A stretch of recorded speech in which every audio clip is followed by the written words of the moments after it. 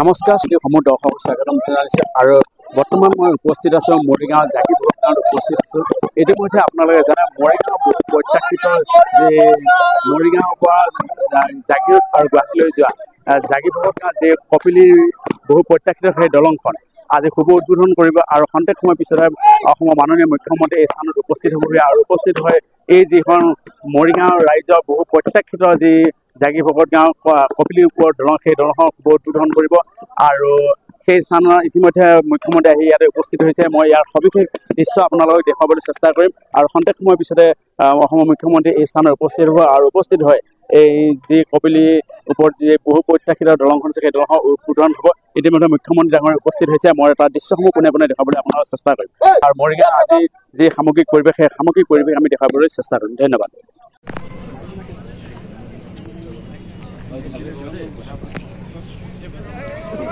মানুহ ইফাল সিফাল কৰি নাথাকিব এতিয়া।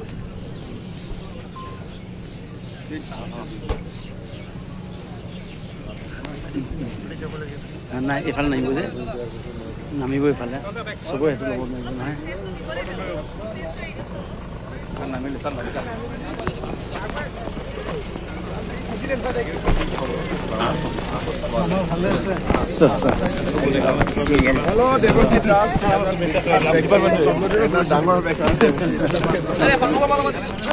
आगे चलिए आगे चलिए आगे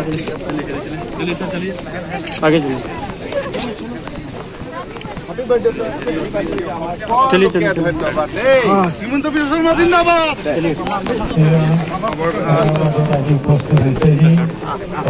সম্মানীয় মুখ্যমন্ত্ৰী ডক্টৰ হিমন্ত বিশ্ব শৰ্মা ডাঙৰীয়া তেখেতৰ প্ৰতিদিনালি বকুৰ নৱনিৰ্মিত দলংখন ৰাইজৰ বাবে মুকলি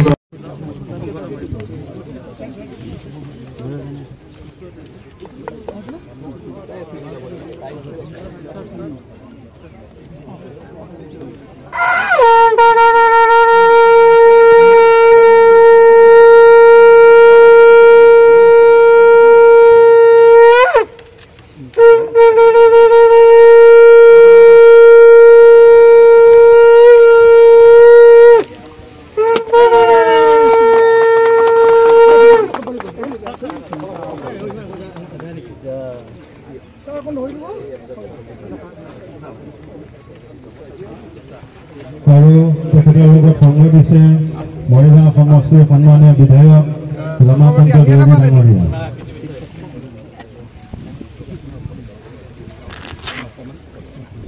লগতে আছে শ্ৰী দেৱজিৎ দাস মুখ্য অভিযান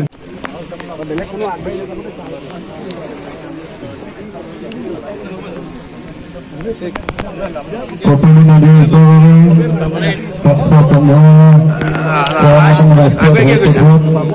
ভাৰত চৰকাৰৰ পথ পৰিবহণ আৰু ঘাইপথ মন্ত্ৰালয় তথা অসম চৰকাৰৰ লোক নিৰ্মাণ বিভাগৰ দ্বাৰা প্ৰায় ৭৫ কোটি টকা পুঁজিৰে নিৰ্মাণ কৰা হৈছে এই দলংখন। সংলগ্ন পথসহ ১.২৪ কিলোমিটাৰ দৈৰ্ঘ্য আৰু ১২.৯ প্ৰস্থ এই দলংখনে মৰিগাঁও তথা জাগীৰোডবাসীৰ যথেষ্টকিবা সমস্যাৰ সমাধান কৰিব।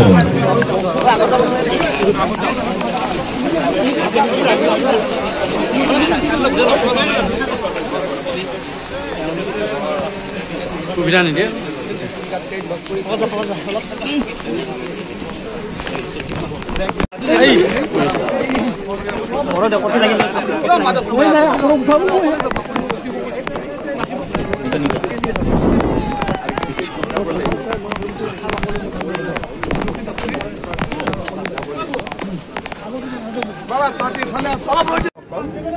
আজি মৰিগাঁও জিলাৰ বাবে এটা অতি গুৰুত্বপূৰ্ণ দিন। জাগীৰোড আৰু মৰিগাঁৱক সংযোজিত কৰি নিৰ্মীয়মান জাগীভকত গাঁৱৰ যিখন দলং তাক আজি আমি সম্পূৰ্ণ কৰিব পাৰিলোঁ আৰু মৰিগাঁও জিলাবাসী ৰাইজৰ বাবে আজি আমি উৎসৰ্গা কৰিলোঁ। এই দলংখন নিৰ্মাণত ৭৩ কোটি টকা ব্যয় কৰা হৈছিল আৰু এই দলংখনে মৰিগাঁও আৰু জাগীৰোডৰ মাজত যি সংযোগ ব্যৱস্থা তাক বহুগুণে বৃদ্ধি কৰিব। সমান্তৰালভাৱে জাগিৰোডৰ পৰা লাহৰীঘাট হৈ ৰৌতাৰে ওদালগুৰি আৰু ৰৌতাৰে ভূটানৰ লগত জাগিৰোডক সংযোজিত কৰা এক আঁচনিৰো আমি কাম কৰি আছোঁ আৰু সেই আঁচনিৰ অংশ হিচাপে মৰিগাঁও আৰু দৰঙক সংযোজিত কৰি ব্ৰহ্মপুত্ৰৰ ওপৰত নতুন দলং এখন নিৰ্মাণৰ ঘোষণা কেন্দ্ৰীয় চৰকাৰে যিকোনো মুহূৰ্ততে কৰিব। তাৰ প্ৰক্ৰিয়া ইতিমধ্যে দ্ৰুত গতিত আগুৱাই আছে। আজিৰ দিনটোতে নামৰূপত ভাৰত চৰকাৰে 12 লাখ মেট্ৰিক টনেৰে নতুনকৈ এটা সাৰ কাৰখানা নিৰ্মাণৰ কথাও ঘোষণা কৰিছে। আমাৰ ৰাজ্যখনৰ জীৱনলৈ এক বিশাল পৰিৱৰ্তন আৰু সম্ভাৱনাই অপেক্ষা কৰি আছে। মই অসমবাসী ৰাইজক আন্দোলন বিবৰ্জিত হিংসা বিবৰ্জিত এটা পৰিৱেশৰ মাজেৰে আমাৰ ৰাজ্যখনক আগুৱাই লৈ যাবলৈ আহ্বান জনাইছোঁ।